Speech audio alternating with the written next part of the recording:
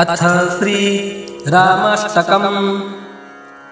भजे विशेषसुन्दरं समस्तपापखण्डनं स्वभक्तचित्तरञ्जनं सदैव राममद्वयं जटाकलापशोभितं समस्तपापनाशकं स्वभक्तभीतिभञ्जनं भजे राममद्वयं निजस्वरूपबोधकं कृपाकरं भवापहं समं शिवं निरञ्जनं भजे राममद्वयं सह प्रपञ्चकल्पितं ह्यनामरूपवास्तवं निराकृतिं निरामयं भजे राममद्वयं निष्प्रपञ्चनिर्विकल्पनिर्मलं निरामयं चिदेकरूपसन्ततं भजे राममद्वयं भवाब्धिपोतरूपकं ह्यशेषदेहकल्पितं गुणाकरं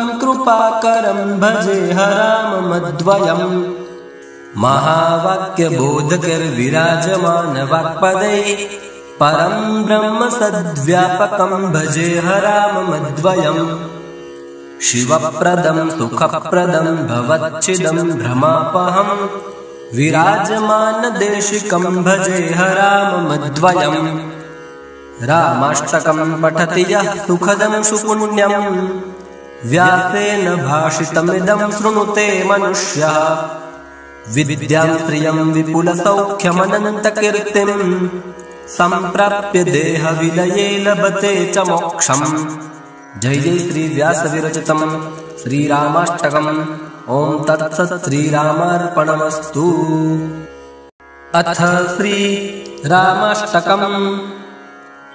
भजे विशेषसुन्दरं समस्तपापखण्डनं स्वभक्तचित्तरञ्जनं सदैव राममद्वयं जटाकलापशोभितं समस्तपापनाशकं स्वभक्तभीतिभञ्जनं भजे राममद्वयं निजस्वरूपबोधकं कृपाकरं भवापहं समं शिवं निरञ्जनं भजे राममद्वयं सह प्रपञ्चकल्पितं ह्यनामरूपवास्तवं निराकृतिं निरामयं भजे राममद्वयं निष्प्रपञ्चनिर्विकल्पनिर्मलं निरामयं चिदेकरूपसन्ततं भजे राममद्वयं भवाब्धिपोतरूपकं ह्यशेषदेहकल्पितं गुणाकरं कृपाकरं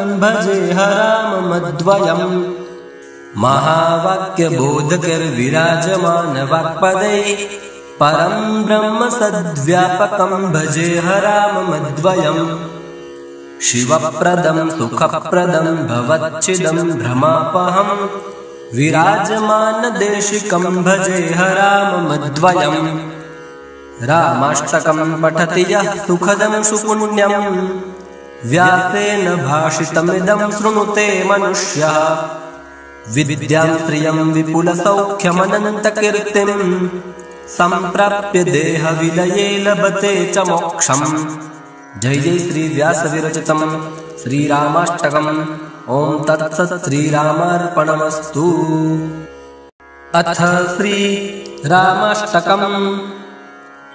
भजे विशेषसुन्दरं समस्तपापखण्डनं स्वभक्तचित्तरञ्जनं सदैव राममद्वयं जटाकलापशोभितं समस्तपापनाशकं स्वभक्तभीतिभञ्जनं भजे राममद्वयं निजस्वरूपबोधकं कृपाकरं भवापहं समं शिवं निरञ्जनं भजे राममद्वयं सह प्रपञ्चकल्पितं ह्यनामरूपवास्तवं निराकृतिं निरामयं भजे राममद्वयं निष्प्रपञ्चनिर्विकल्पनिर्मलं निरामयं चिदेकरूपसन्ततं भजे राममद्वयं भवाब्धिपोतरूपकं ह्यशेषदेहकल्पितं गुणाकरं कृपाकरं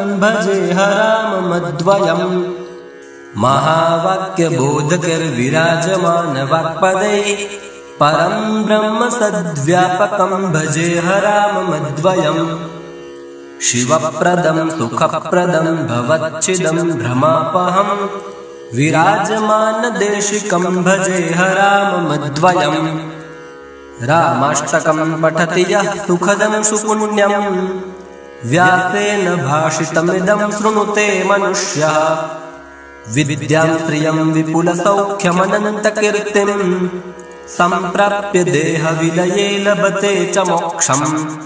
जय जय श्री व्यास विरचितं श्रीरामाष्टकम्। ॐ तत्सत् श्रीरामार्पणमस्तु। अथ श्रीरामाष्टकम्। भजे विशेषसुन्दरं समस्तपापखण्डनं स्वभक्तचित्तरञ्जनं सदैव राममद्वयम् जटाकलापशोभितं समस्तपापनाशकं स्वभक्तभीतिभञ्जनं भजेहराममद्वयम् निजस्वरूपबोधकं कृपाकरं भवापहं समं शिवं निरञ्जनं भजेहराममद्वयम् सह प्रपञ्चकल्पितं ह्यनामरूपवास्तवं निराकृतिं निरामयं भजेहराममद्वयम् निष्प्रपञ्चनिर्विकल्पनिर्मलं निरामयं चिदेकरूपसन्ततं भजेहराममद्वयम् भवाब्धिपोतरूपकं ह्यशेषदेहकल्पितं गुणाकरं कृपाकरं भजेहराममद्वयम् महावाक्यबोधकैर्विराजमान वाक्पदै परं ब्रह्म सद्व्यापकं भजेहराममद्वयम् शिवप्रदं सुखप्रदं भवच्छिदं भ्रमापहं विराजमानदेशिकं भजेहराममद्वयम् रामाष्टकं पठति यः सुखदं सुपुण्यं व्यासेन भाषितमिदं शृणुते मनुष्यः विद्यां श्रियं विपुलसौख्यमनन्तकीर्तिं सम्प्राप्य देहविलये लभते च मोक्षम्। जय जय श्री व्यास विरचितं श्रीरामाष्टकम्। ॐ तत्सत् श्रीरामार्पणमस्तु। अथ श्रीरामाष्टकम्। भजे विशेषसुन्दरं समस्तपापखण्डनं स्वभक्तचित्तरञ्जनं सदैव राममद्वयम् जटाकलापशोभितं समस्तपापनाशकं स्वभक्तभीतिभञ्जनं भजेहराममद्वयम् निजस्वरूपबोधकं कृपाकरं भवापहं समं शिवं निरञ्जनं भजेहराममद्वयम् सह प्रपञ्चकल्पितं ह्यनामरूपवास्तवं निराकृतिं निरामयं भजेहराममद्वयम् निष्प्रपञ्चनिर्विकल्पनिर्मलं निरामयं चिदेकरूपसन्ततं भजेहराममद्वयम् भवाब्धिपोतरूपकं ह्यशेषदेहकल्पितं गुणाकरं कृपाकरं भजेहराममद्वयम् महावाक्यबोधकैर्विराजमान वाक्पदै परं ब्रह्म सद्व्यापकं भजेहराममद्वयम् शिवप्रदं सुखप्रदं भवच्छिदं भ्रमापहं विराजमानदेशिकं भजेहराममद्वयम् रामाष्टकं पठति यः सुखदं सुपुण्यं व्यासेन भाषितमिदं शृणुते मनुष्यः विद्यां श्रियं विपुलसौख्यमनन्तकीर्तिं सम्प्राप्य देहविलये लभते च मोक्षम्। जय जय श्री व्यास विरचितं श्रीरामाष्टकम्। ॐ तत्सत् श्रीरामार्पणमस्तु। अथ श्रीरामाष्टकम्।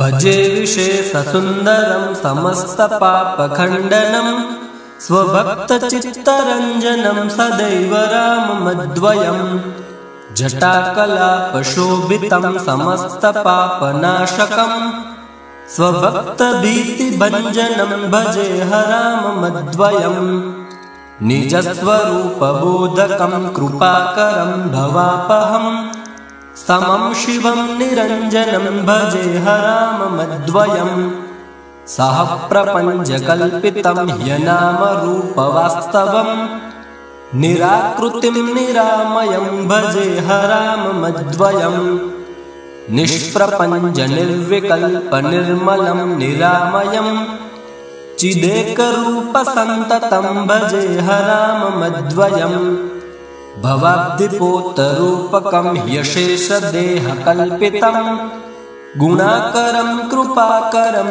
भजे हराममद्वयम् महावाक्यबोधकैर्विराजमानवाक्पदैः परं ब्रह्म सद्व्यापकं भजे हराममद्वयम् शिवप्रदं सुखप्रदं भवच्छिदं भ्रमापहं विराजमानदेशिकं भजे हराममद्वयम् रामाष्टकं पठति यः सुखदं सुपुण्यं व्यासेन भाषितमिदं शृणुते मनुष्यः विद्यां श्रियं विपुलसौख्यमनन्तकीर्तिं सम्प्राप्य देहविलये लभते च मोक्षम्।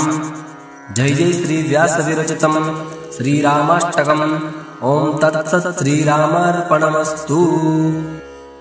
अथ श्रीरामाष्टकम्। भजे विशेषसुन्दरं समस्तपापखण्डनं स्वभक्तचित्तरञ्जनं सदैव राममद्वयम् जटाकलापशोभितं समस्तपापनाशकम् स्वभक्तभीतिभञ्जनं भजे हराममद्वयम् निजस्वरूपबोधकं कृपाकरं भवापहम् समं शिवं निरञ्जनं भजे हराममद्वयम् सह प्रपञ्चकल्पितं ह्यनामरूपवास्तवम् निराकृतिं निरामयं भजे हराममद्वयम् निष्प्रपञ्चनिर्विकल्पनिर्मलं निरामयम् चिदेकरूपसन्ततं भजे हराममद्वयम् भवाब्धिपोतरूपकं ह्यशेषदेहकल्पितम् गुणाकरं कृपाकरं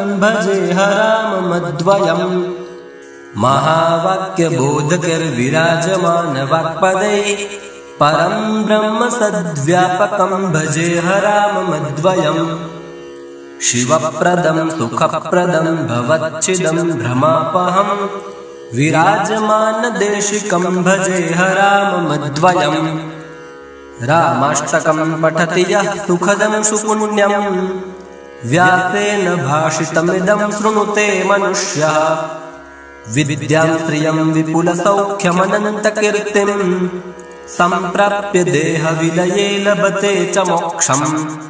जय जय श्री व्यासविरचितं श्रीरामाष्टकम्।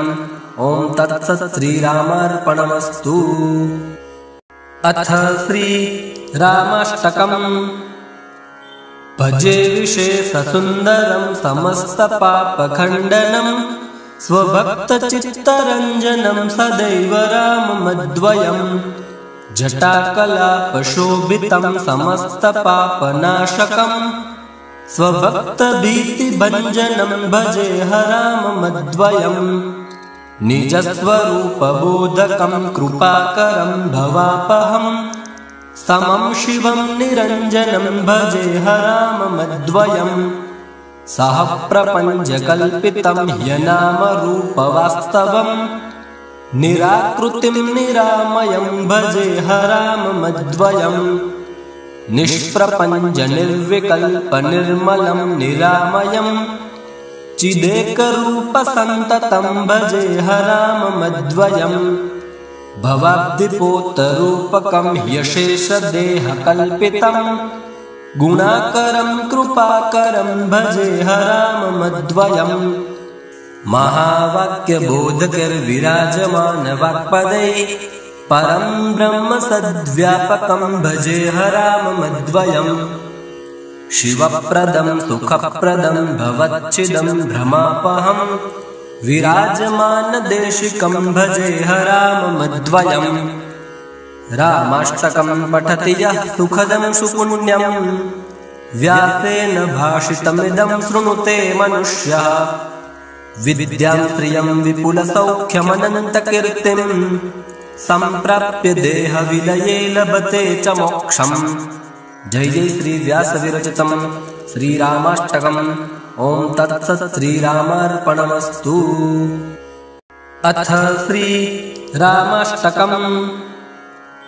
भजे विशेषसुन्दरं समस्तपापखण्डनं स्वभक्तचित्तरञ्जनं सदैव राममद्वयं जटाकलापशोभितं समस्तपापनाशकं स्वभक्तभीतिभञ्जनं भजेह राममद्वयं निजस्वरूपबोधकं कृपाकरं भवापहं समं शिवं निरञ्जनं भजेह राममद्वयं सह प्रपञ्चकल्पितं ह्यनामरूपवास्तवं निराकृतिं निरामयं भजेह राममद्वयं निष्प्रपञ्चनिर्विकल्पनिर्मलं निरामयं चिदेकरूपसन्ततं भजेह राममद्वयं भवाब्धिपोतरूपकं ह्यशेषदेहकल्पितं गुणाकरं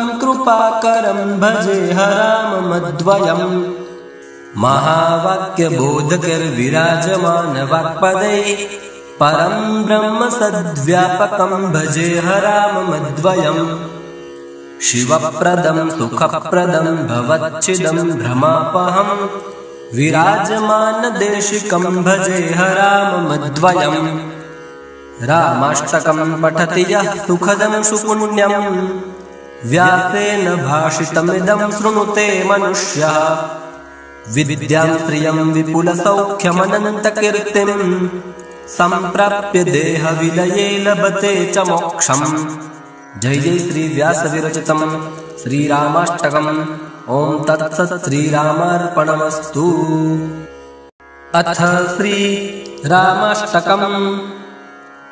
भजे विशेषसुन्दरं समस्तपापखण्डनं स्वभक्तचित्तरञ्जनं सदैव राममद्वयं जटाकलापशोभितं समस्तपापनाशकं स्वभक्तभीतिभञ्जनं भजेह राममद्वयं निजस्वरूपबोधकं कृपाकरं भवापहं समं शिवं निरञ्जनं भजेह राममद्वयं सह प्रपञ्चकल्पितं ह्यनामरूपवास्तवं निराकृतिं निरामयं भजेह राममद्वयं निष्प्रपञ्चनिर्विकल्पनिर्मलं निरामयं चिदेकरूपसन्ततं भजेह राममद्वयं भवाब्धिपोतरूपकं ह्यशेषदेहकल्पितं गुणाकरं कृपाकरं भजेह राममद्वयं महावाक्यबोधकैर्विराजमानवाक्पदैः परं ब्रह्म सद्व्यापकं भजेह राममद्वयं शिवप्रदं सुखप्रदं भवच्छिदं भ्रमापहं विराजमानदेशिकं भजेह राममद्वयं रामाष्टकं पठति यः सुखदं सुपुण्यं व्यासेन भाषितमिदं शृणुते मनुष्यः विद्यां श्रियं विपुलसौख्यमनन्तकीर्तिं सम्प्राप्य देहविलये लभते च मोक्षम्। जय जय श्री व्यास विरचितं श्रीरामाष्टकम्। ॐ तत्सत् श्रीरामार्पणमस्तु। अथ श्रीरामाष्टकम्। भजे विशेषसुन्दरं समस्तपापखण्डनं स्वभक्तचित्तरञ्जनं सदैव राममद्वयं जटाकलापशोभितं समस्तपापनाशकं स्वभक्तभीतिभञ्जनं भजेह राममद्वयं निजस्वरूपबोधकं कृपाकरं भवापहं समं शिवं निरञ्जनं भजेह राममद्वयं सह प्रपञ्चकल्पितं ह्यनामरूपवास्तवं निराकृतिं निरामयं भजे हराममद्वयम् निष्प्रपञ्च निर्विकल्प निर्मलं निरामयम् चिदेकरूपसन्ततं भजे हराममद्वयम् भवाब्धिपोतरूपकं ह्यशेषदेहकल्पितं गुणाकरं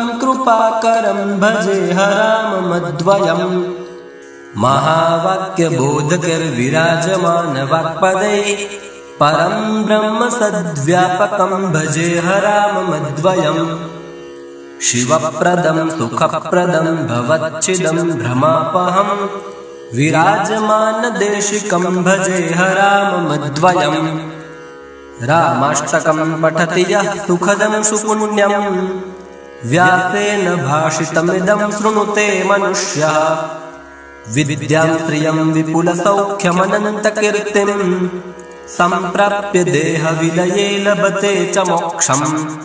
जय जय श्री व्यासविरचितं श्रीरामाष्टकम्। ॐ तत्सत् श्रीरामार्पणमस्तु।